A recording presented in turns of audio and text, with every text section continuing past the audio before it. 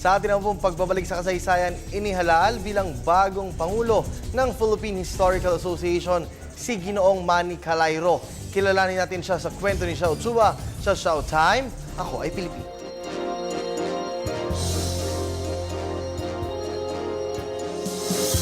Makasaysayang araw po, it's Showtime! Noong nakaraang August 28 to 30, 2014, maluwalhating na idaos ang taunang pambansang komperensya ukol sa kasaysayang pampuok ng Philippine Historical Association sa Holy Angel University, lungsod ng Angeles sa Pampanga.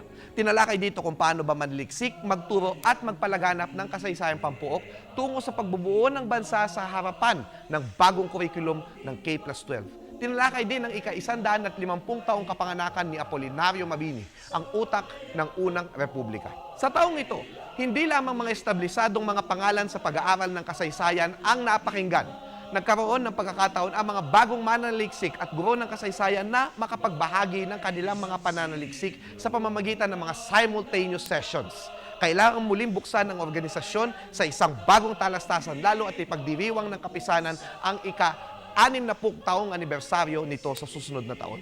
Sa unang gabi ng komperensya, idinaos din ang pangkalahatang kapulungan ng Philippine Historical Association sa John A. Larkin Library ng Juan D. Nepomuceno Center for Kapampangan Studies, kung saan nahalal ang 11 bagong uupo bilang lupon na mamumuno sa PHA sa loob ng 2 taon. Ang mga bagong halal ay kapwa mga establisadong mga pangalan sa pagsusulat at pagtuturo ng kasaysayan, mga batang scholar at guro, maging ng mga veterano na at baguhan sa PHA. Napabilang po ako sa nahalal bilang Public Relations Officer. Salamat po!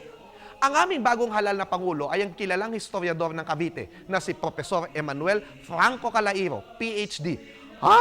Who's that? Pokemon! Kilalanin natin ang dating direktor ng Cavite Study Center at pangalawang Pangulo ng Cavite Historical Society. Nagtamo ng doktorado sa kasaysayan sa Universidad ng Pilipinas, Diliman. Full professor sa pamantasang De La Salle sa Dasmariñas, Cavite at naging dekano ng College of Liberal Arts ng nasabing pamantasan. Si Sir Manny ay kasapi rin ng Film Academy of the Philippines, Pangulo ng Association of Study Centers in the Philippines, dating tagapangulo ng Philippine Academic Consortium for Latin American Studies at naging chapter commander ng Knights of Rizal.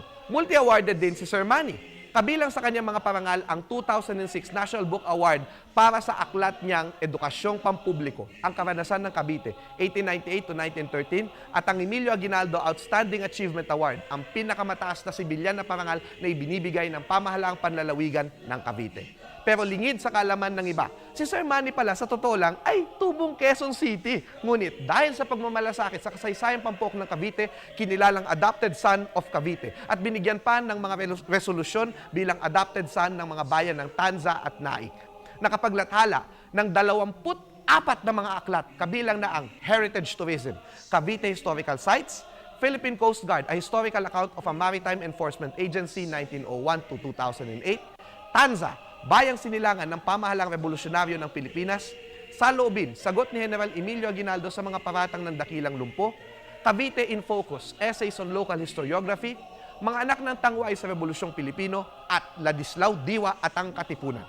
Isa sa mga plano ng bagong lupon ay ang pagkakaroon ng isang pandaigdigang komperensya sa susunod na taon ng ika-60 anibersaryo ukol sa kalagayan ng edukasyong pangkasaysayan sa Asia.